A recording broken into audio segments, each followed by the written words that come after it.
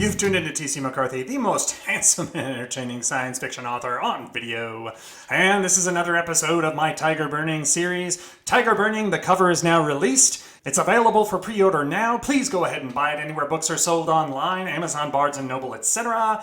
And pre-ordering will really help me in the long run if I have any chance of getting on a bestsellers list. I did a video on that right here, pew! So go ahead and do it if you have the time and the means. Now, I write science fiction, and much of it has a military bent, which means I have to keep track of weapons systems, and I like to research weapons systems. In my previous video here, pew, took a very long look at some of the other weapon systems that I've examined in the past for books like Germline, etc. But today we're going to take a look at this new rifle, basically a troop level weapon system, something that's man-portable and an individual weapon. And that is a new rifle that somebody had the temerity to invent in their garage. Now, the U.S. Army has a long and sordid history in terms of picking weapons and perfecting them. Just think of the M16. Now, in World War II, they had the M1 Garand, and then they graduated from that after World War II and after the Korean War to the M1A, which was actually the civilian version. The military version is the M14, a weapon that I really, really love. It was based loosely on the M1 Garand. It has the same bolt system, but a different caliber. And it is just a beautiful weapon, albeit it is heavy. The M14 is a very heavy weapon. It saw limited service in Vietnam before being replaced by the significantly lighter M16. Now, I could do an entire video on the M16 and how it was developed and the problems it had. It was a good rifle at first, then the Army threw all these requirements on it, which is what the Army does, and it made it into a very unreliable weapon that the troops at first hated with a passion. And it took years and years and years to kind of get to the point where it was relatively servable and reliable, and now we see today its variants in the field. So we've been using the M16 platform, and I include in there basically all the variants of the M16. We've been using that weapons platform for almost 55 years, and the Army has basically said it's time to start looking for a replacement. And so here comes this guy in Colorado who's been developing something in his garage that is completely different from any kind of weapon system that we've seen up to this point. That is the ribbon gun. This guy put it together using hobbyist tools. And there's a picture, I'll put a picture of it here. It's a very strange looking weapon, but it could be the gun of the future for troops. It has 4 6mm barrels cut side by side, basically in a row down the barrel. But what really kills me is its rate of fire. Theoretically, it has a rate of fire of about 250 rounds per second. That's right, per second, not minute, per second. The M16, by comparison, 700 to about 950 rounds per minute.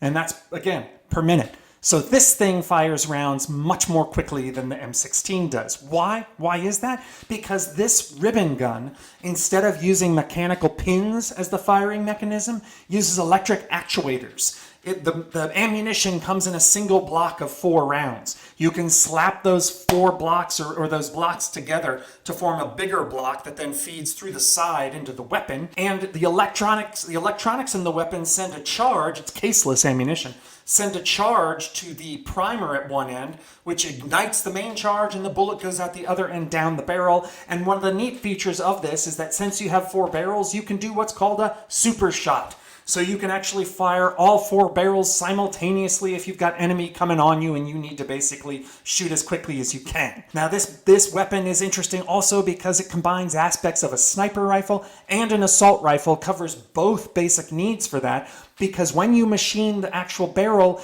it's not done through a basic, in the past, barrels have been drilled out or bored out. This thing uses a different procedure. The barrels are cut by electricity. And so they are high precision barrels.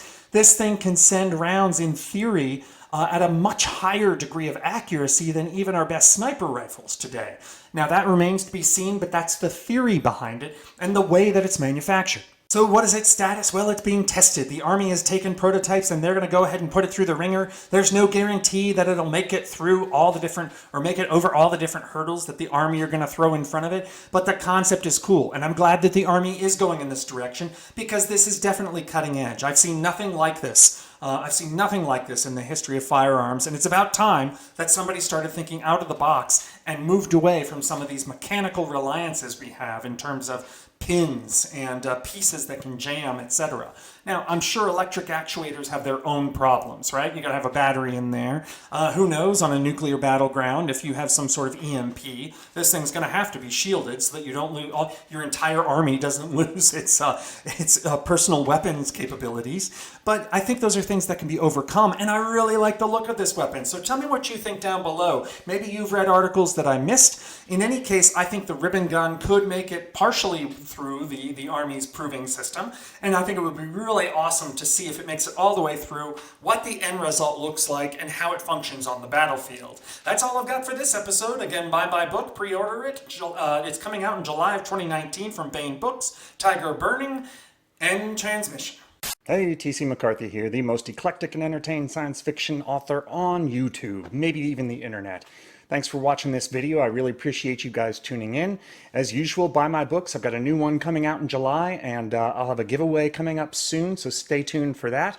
Appreciate you subscribing to my channel, and please, please, please, please don't forget to click that little bell icon so that whenever I upload new content, you get notified.